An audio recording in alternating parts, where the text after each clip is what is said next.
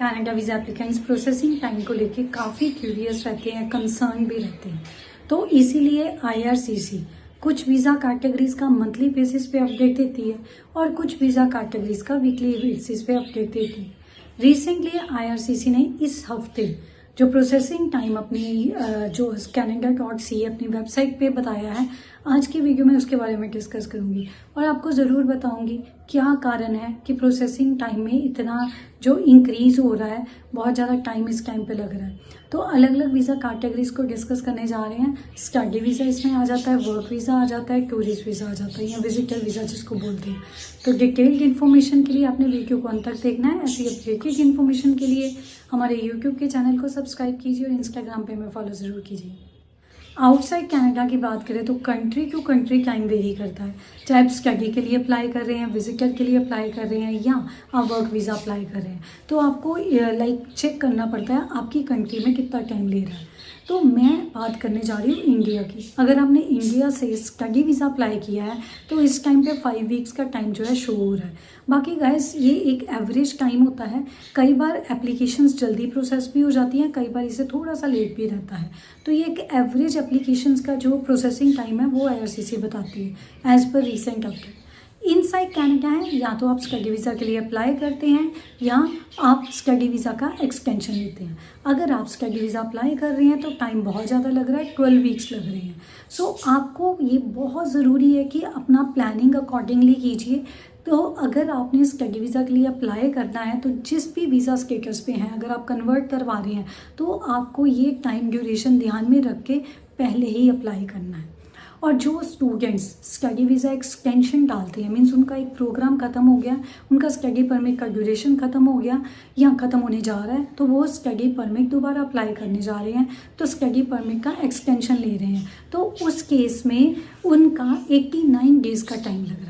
Work visa की बात करें तो इंडिया से टाइम जो लग रहा है इस टाइम पे 26 वीक्स, इसमें भी इंक्रीज हुआ है, मीन्स टाइम बहुत ज़्यादा लग रहा है। सो गाइज अगर वर्क परमिट के लिए अप्लाई कर रहे हैं तो इतना ड्यूरेशन माइंड में रख के चलिए। अगर इनसाइड कनाडा के अप्लाई कर रहे हैं, चाहे वो आपका वर्क वीज़ा हो चाहे एक्सटेंशन हो, 119 डेज़ लग रहे हैं इस चीज़ के लिए।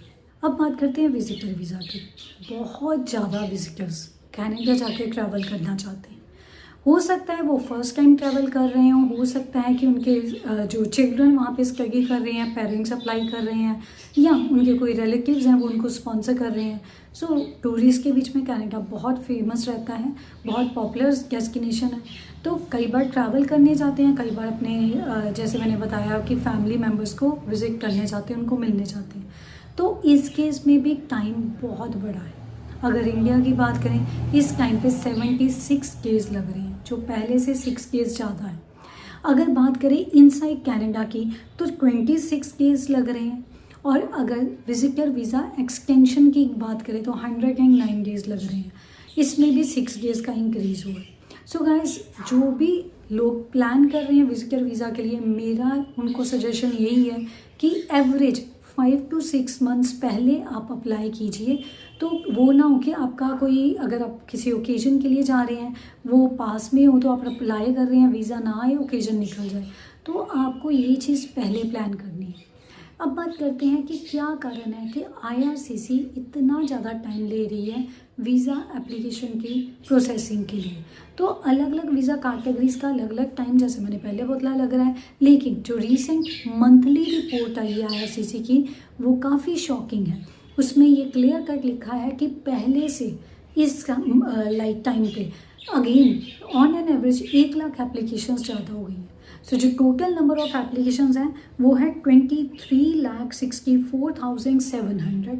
उसमें से जो ऑन टाइम प्रोसेस हो रही हैं वो है 13,62,300, और बैकलॉग में जो है वो 10,24,000। बहुत ज़्यादा बैकलॉग है इस टाइम पे, तो इसीलिए प्रोसेसिंग टाइम ज़्यादा लग रहा है।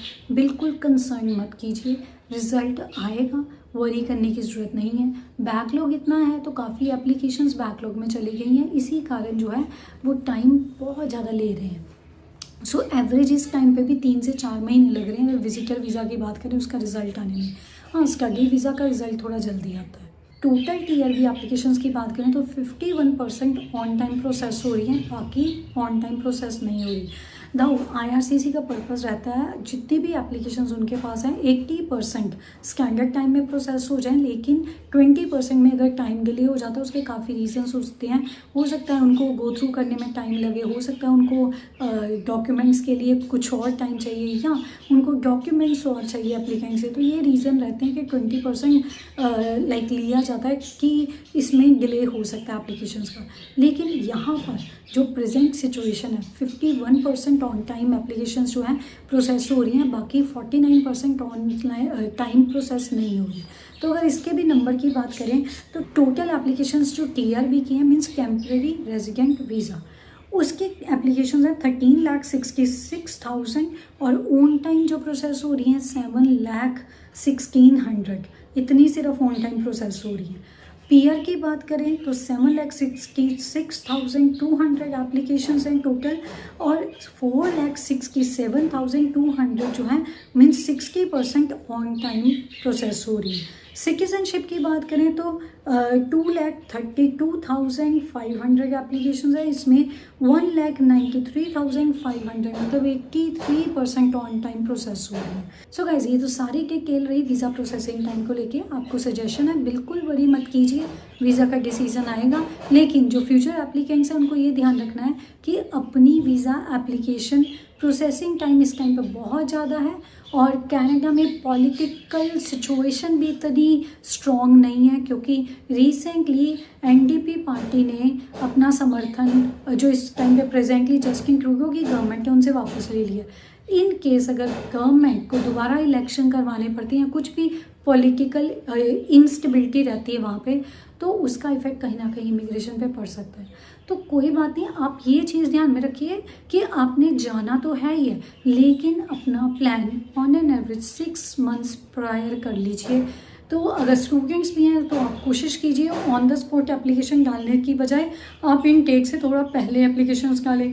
विजिटर्स हैं, again and again I am telling you कि आप पहले अपना वीज़ा अप्लाई कीजिए और पेशेंस रखिए, रिजल्ट आएगा। So guys this is all about today's video. Thank you कि आपने वीडियो को अंत तक देखा। ऐसी अपडेटेड इन्फॉर्मेशन के लिए हमारे यूट्यूब के चैनल को सब्सक्राइब कीजिए, इंस्टाग्राम पे हमें फॉलो कीजिए और इस वीडियो को उनके साथ ज़रूर शेयर कीजिए जो प्रोसेसिंग टाइम को लेकर काफ़ी कंसर्न